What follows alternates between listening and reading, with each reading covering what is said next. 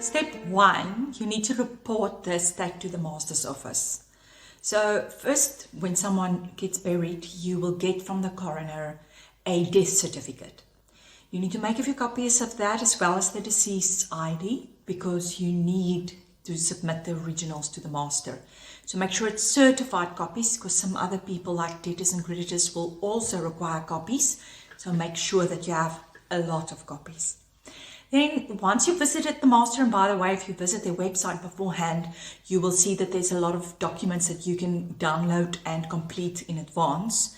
Once you visit the closest master's office in that region where the person passed away, there will be a document that you need to report. Sorry, I have a very annoying fly here today that you have to complete. It's called a death notice as well that you need to complete and submit together with the original will, the original ID, and the original death certificate. And then the master will send you a note for the next step to say, now we are at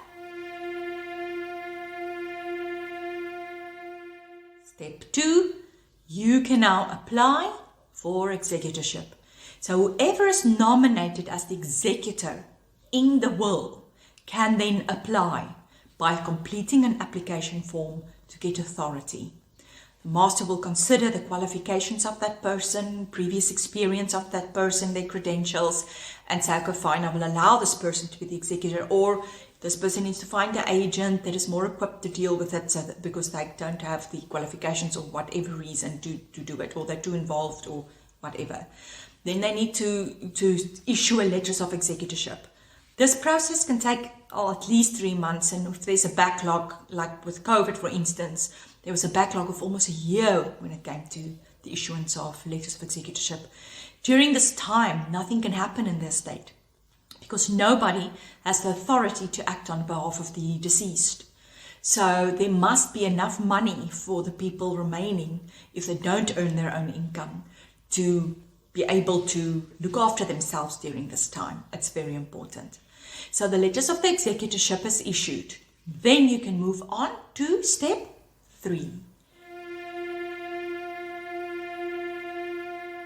Step 3. Once the executor has the letters of executorship, they have the authority to open a bank account in the name of the deceased estate.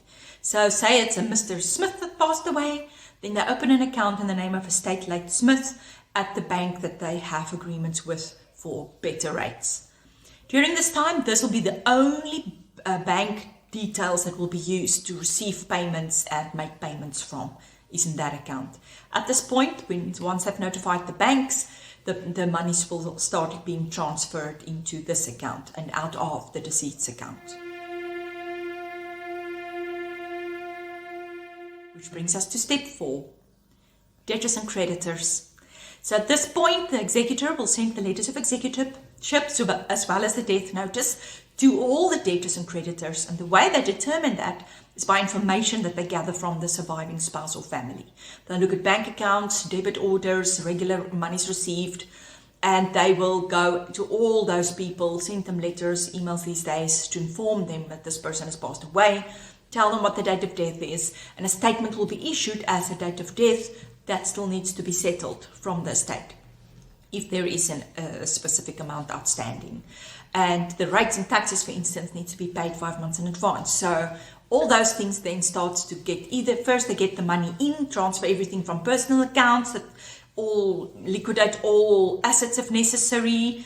I'm talking like investments, liquid investments if necessary, and get as much cash as they can into the bank account so they can start paying creditors as at date of death, all outstanding balances. And they need to obtain tax clearance certificates from SARS. If there's no tax, there will be a tax reconciliation done at that point to say, for this period of the tax year that the person was alive, this is the recon and they owe money that needs to be paid.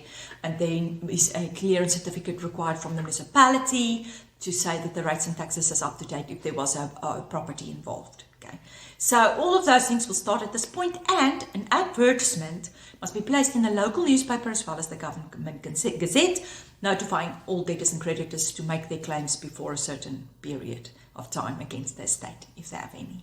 Okay. Brings us to step 5. They start paying everything that needs to get paid. This kind of overlaps with the previous step, but they first need to get money in before they can start making payments. They will not distribute to heirs at this point. It's only bills that gets paid, tax that gets paid, and only once they have all the clearance certificates and 0 receipts, statements from all the creditors that show you owe me nothing, 0 outstanding, only then can they submit all these receipts as proof to the Master of the High Court, who will then approve it and say, okay, fine, now you can draft the liquidation and distribution account. Which brings us to step 6. The liquidation and distribution account is literally showing, this is what I've done to generate income in this state, this is the money I have available, this is what I've paid, this is what's left over, and now, in my opinion, this is done. They have to advertise that account as well in the local paper and government gazette for a month before they can actually start distributing. So if the master is happy with what they've received and there's no mistakes or things that they need to go back on, and they've advertised and they've submitted the proof of the advertisement to the master like they did with the debtors and creditors advert, then they will get the green light to start distributing to the heirs. Which brings us to the next step, step 7, distribution to the heirs. So they'll start paying everything according to the will, but at this point the policies that had beneficiaries on them would have paid out to beneficiaries already. Things like retirement annuities and pension funds will probably still be in progress because they take up to a year to pay out because of the fact that the pension fund trustees must do investigation as to who the financial dependents were. It can be quicker, but they have maximum a year. And they often use that full maximum period to get the final results.